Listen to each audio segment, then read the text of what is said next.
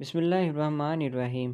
میں گہری نیند سو رہی تھی جب مجھے کسی نے جھنجھوڑ کر اٹھا ڈالا۔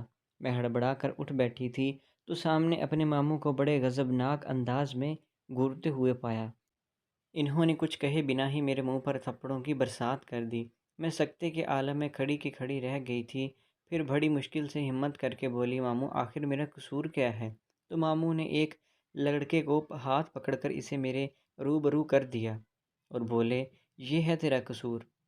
رات کے اس پہر تمہیں اپنے کمرے میں یوں لڑکا بلاتے ہوئے شرم نہیں آئی کیا؟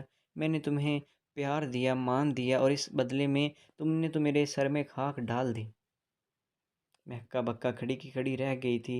میں زاروں قطار روتے ہوئے بولی، ماموں میں اس شخص کو نہیں جانتی، مجھے نہیں معلوم یہ میرے کمرے میں کیا کر رہا ہے۔ میں نے اس لڑکے کو گریبان سے پکڑ لیا اور بولی، سچ سچ بتا دو کہ تم کون ہو اور میرے کمرے میں کیا کر رہے ہو، نہیں تو اللہ تم پر عذاب نازل کرے گا، تمہیں رسوا کر دے گا۔ وہ لڑکا ایک پل کے لیے تو پریشان ہو گیا، پھر بولا، اللہ مجھے کیوں برباد کرے گا؟ سارا قصور تو تمہارا ہے، تم نے ہی تو مجھے بلایا ہے یہاں پر۔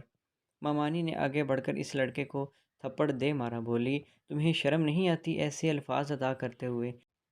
نکل جاؤ میرے گھر سے، اور آج کے بعد اگر میں نے تمہاری پرچھائی بھی دیکھ لی تو تمہیں تھانے پہنچا دوں گی۔ مامانی ماموں کا ہاتھ پکڑ کر زبردستی ہی انہیں اپنے ساتھ لے گئی تھی، جبکہ دعا میرے ساتھ آ کر چپک گئی تھی اور میرے گلے لگ کر رونے لگی تھی اور بولی، ابو نے بہت غلط کیا۔ باجی، ان کو اس بات کا علم نہیں ہے کیا کہ آپ کس نیچر کی ہیں؟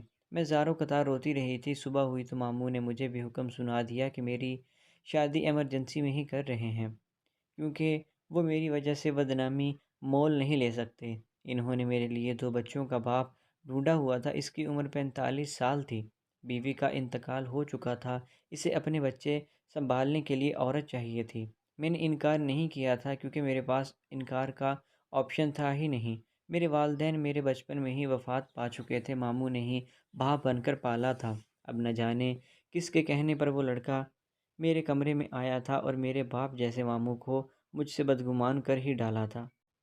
تو میں کیا کرتی؟ ممانی اور ان کی بیٹی دعا بہت احتجاج کیا، مگر ماموں نے میری ایک نہ سنی۔ نکاح کے پیپرز کے ساتھ وہ مجھ سے دیگر کاغذات بھی سائن کرواتے رہے۔ میں نے کوئی سوال نہیں کیا کیونکہ مجھے اپنے ماموں سے بہت محبت تھی، ہم نے بہت اچھا وقت ساتھ گزارا تھا، انہوں نے ہمیشہ مجھے اپنی بیٹی سے بھی زیادہ مان دیا تھا۔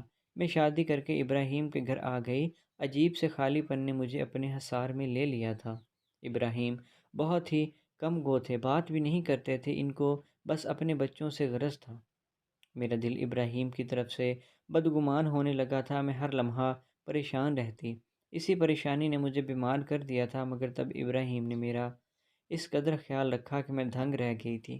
تبھی انہوں نے اپنی محبت کا بھی اظہار کر دیا تھا، میری زندگی سیٹ ہونے لگی تھی۔ ایک دن ماموں کی کال آئی تو میری آنکھوں میں سے آنسو آ گئے تھے۔ میں نے فون اٹھایا تو ماموں بولے، بیٹا دعا تمہارے گھر آئی ہے کیا؟ میں بولی، ماموں نہیں۔ ماموں مجھے قسمیں دے رہے تھے، مجھ سے سچ پوچھتے رہے تھے کہ میں نے بار بار انکار کیا تو انہوں نے فون بند کر دیا۔ ابھی آدھا گھنٹہ ہی گزرا تھا کہ میرے گیٹ پر دستک ہوئی، جا کر دروازہ کھولا تو سامنے ہی ماموں اور مامانی کھڑے ہوئے تھے، دونوں ہی غم اور پریشانی سے نڈھال تھے۔ ماموں مجھے دیکھتے ہی بولے، بیٹی میں تمہاری ساری جائیداد تمہیں واپس کرنے کو تیار ہوں، تم بس مجھے میری بیٹی دے دو۔ میں بولی، کیسی جائیداد؟ تبھی میرے گھر کے دروازے پر دوبارہ دستک ہوئی، اس بار دروازہ کھولا تو سامنے دعا اور وہی لڑکا کھڑے ہوئے تھے جو اس رات میرے کمرے میں گھس آیا تھا۔ وہ دونوں گھر آ گئے تو ماموں اور ممانی کو سانپ ہی سونگھ گیا تھا۔ دعا بولی، نازیہ میں نے ابرار سے شادی کر لی ہے، تم سے آخری بار ملنے آئی ہوں، تمہیں کچھ بتانے بھی آئی ہوں، ابرار تم نازیہ کو یہ سب کچھ بتا دو۔ وہ لڑکا بولا، آپ ہی پلیز مجھے معاف کر دیں، میں آپ کے گھر پیسے کی لالچ میں آیا تھا۔ آپ کے ماموں نے مجھے آپ کے کمرے میں خود ہی بھیجا تھا اور بعد میں یہ ڈرامہ رچایا تھا۔ اس کام کے انہوں نے مجھے 10,000 روپے دیے تھے۔ اس رات میری نظر دعا پر پڑ گئی، وہ مجھے بہت اچھی لگی تھی۔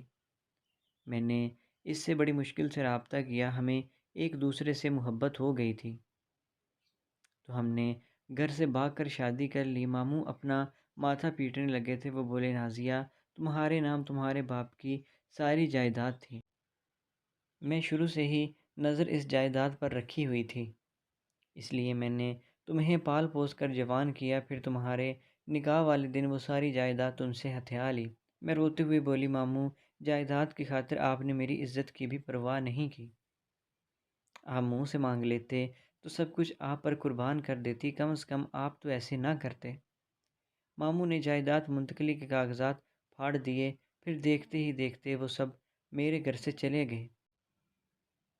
میں یہ سوچتی رہ گئی تھی کہ مجھ بے آسرا کا سہارا اللہ بنا تھا، اور جس کا اللہ سہارا ہو جائے وہ اس کے لیے ہی کافی ہوتا ہے۔ ماموں کو مکافات عمل کی چکی نے پیس کر رکھ دیا تھا۔ تو دوستو، آپ کو آج کی کہانی کیسی لگی؟ امید ہے کہ ویڈیو اچھی لگی ہوگی۔ اگر ویڈیو پسند آئی تو ہمارے چینل کو سبسکرائب کریں۔ ملتے ہیں نیکسٹ ویڈیو میں، تب تک کے لیے اللہ حافظ۔